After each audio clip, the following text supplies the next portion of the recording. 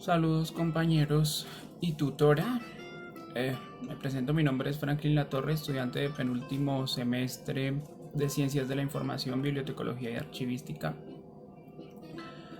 Antes que nada quisiera felicitar a todos mis compañeros por sus videos. No es fácil diferenciar entre dilemas morales y simples anécdotas laborales. Creo que la mayoría de los compañeros lo lograron y presentaron unos muy buenos videos. He estado pendiente de casi todos los aportes que han hecho en el foro. Me ha parecido muy interesante este ejercicio. Pero antes que nada quisiera resaltar que en este país, dada su ruindad característica, resulta muy importante que tengamos claras nuestras responsabilidades éticas como profesionales, no solo en bibliotecología, sino en cualquier área, porque nos vamos a encontrar con casos de sobra de dilemas morales.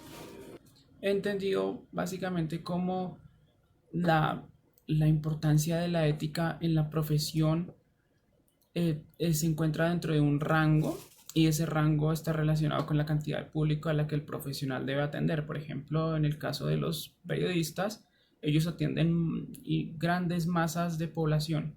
Por lo tanto, para ellos es muy importante mantenerse eh, dentro de la ética y dentro de la deontología en el ejercicio de sus labores. No tanto así, por ejemplo, para el sastre, que atiende a una sola persona. Entonces, si falta a la ética, pues se vería afectado solamente una persona. Entonces no habría tanto problema. Nosotros los bibliotecólogos y los archivistas, pues nos encontramos en un rango medio en el que atendemos a muchas más personas que a un sastre, pero quizás a menos que a un periodista. Entonces también resulta muy relevante que desempeñemos nuestra profesión teniendo en cuenta la ética profesional. Bueno, el primer caso que quería expresar, el primer dilema moral que se presentó, que he tenido que evidenciar, pues no sucedió evidentemente en el ejercicio de mis labores, porque aún no he ejercido como bibliotecólogo. Esto pasó en la biblioteca pública municipal de mi municipio, valga la redundancia, a la cual he tenido acceso no como un simple usuario, sino también como un colaborador que puede encontrarse tras bambalinas y estar pendiente de ir más allá en la planificación y en el desarrollo de los servicios. Resulta que llegó una dotación del Ministerio de Cultura para la biblioteca. Entre, entre esta dotación venía un libro que se llamaba Con Tango son tres. Bueno, aquí podríamos incluso tener otro tema de discusión sobre la ética profesional. En el caso del autor, habría que ver si él decidió incluir el tema de la homosexualidad en el libro para vender más libros o para hacerse más publicidad o para crear polémica o cizaña o promoverla, pero bueno, al margen de eso, el hecho es que el libro llegó en la colección y cuando se inició el proceso de catalogación, como les digo, pues yo como un colaborador pues tomé parte en el mismo. Eh, el libro desapareció, no sé, pues incluso llegó a pasársenos por alto y, y el libro en realidad no lo volvimos a ver, no volvimos a tener noticia de ese ejemplar. Pasó el tiempo y luego por casualidad notamos que una de las bibliotecarias, quien era una de estas mujeres rezanderas típicas de pueblo que se la pasaba sobando la túnica y la sotana del cura, ella, quien además había movido precisamente sus sacras influencias para obtener el cargo en la biblioteca, lo había ocultado, había retirado este libro de la sala infantil. Eh, Aquí pues evidentemente ella pasó por alto algunos aspectos del acuerdo 136 del Código de Ética del Bibliotecólogo. Aquí hago un paréntesis para hacer notar que en la mayoría de los videos se han abordado el código de ética de la archivística, pues porque quizás la mayoría de mis compañeros se están enfocando en ese campo. Pero creo también importante recordar el código de ética del bibliotecólogo porque pues es la otra mitad de nuestra carrera.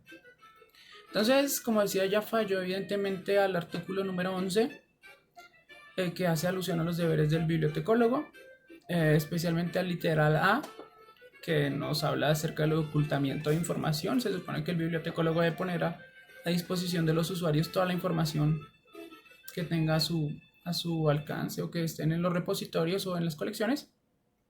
Y también al literal I, porque ella está pues ejecutando una censura de información en cierta forma. Entonces aquí es donde entra en juego el dilema que se presentó. Um, Denunciar el comportamiento de esta señora, de esta bibliotecóloga, o no denunciarlo. Habría que tener en cuenta que yo también trabajaba entonces en la alcaldía, pues en otra área, pero igual formaba parte de la alcaldía. Eh, y que por supuesto que en caso de realizar la denuncia se vendrían pues inconvenientes contra mí, también inconvenientes contra ella, posiblemente roces, no sé, muchas incomodidades. Eh, ese es el dilema ético que resolví simplemente obviando el tema, no realicé ninguna denuncia para no entrar en conflicto, como le decía, con esta señora que, dicho sea de paso, era una madre cabeza de hogar y tenía que velar por sus hijos. Entonces no sé, preferí no generar ningún tipo de inconvenientes en su hoja de vida. Bueno, pero eso fue básicamente el resumen de este caso, de este dilema que tuve que vivir. El segundo dilema, el segundo caso que quería traer a colación fue algo relacionado con la manipulación de la información, como con el uso de la información o con el aprovechamiento en cierta forma desleal de nuestras habilidades, de las competencias que desarrollamos como bibliotecólogos. Voy a poner un ejemplo y es el caso de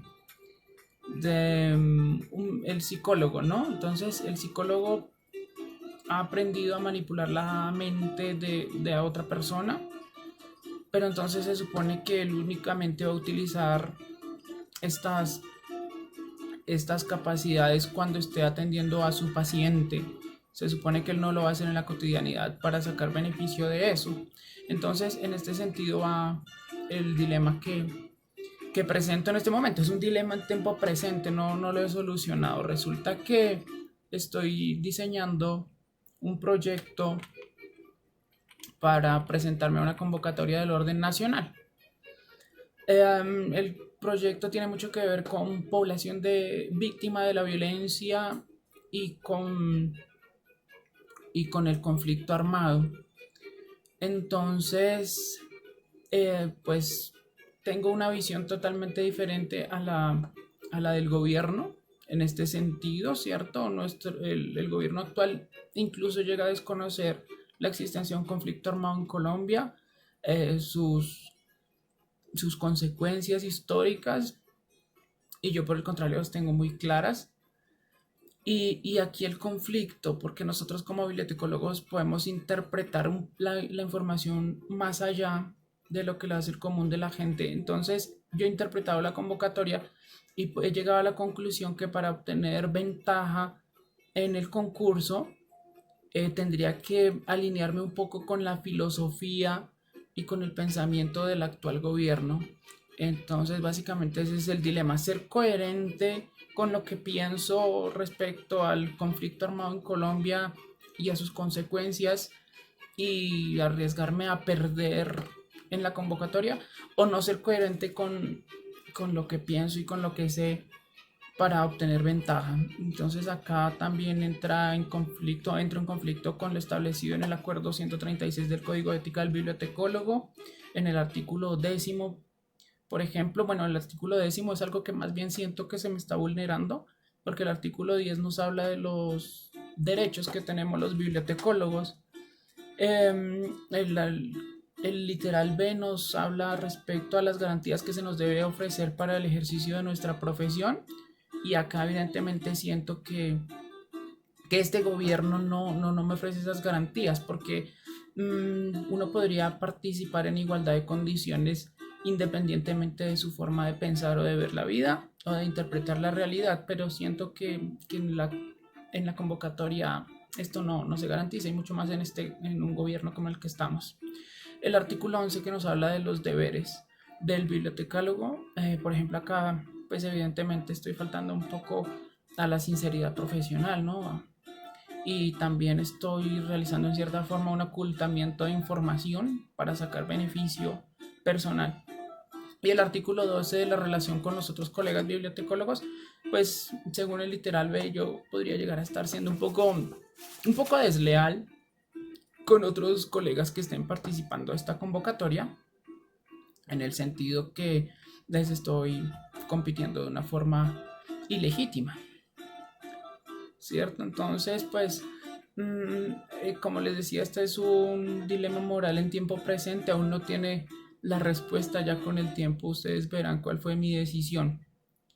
Por último, no me queda más que agradecer a la tutora durante este semestre, ha sido una persona bastante atenta con todas nuestras solicitudes, ha sido muy amable dentro de lo que cabe y de lo que se espera de una profesora hacia sus alumnos.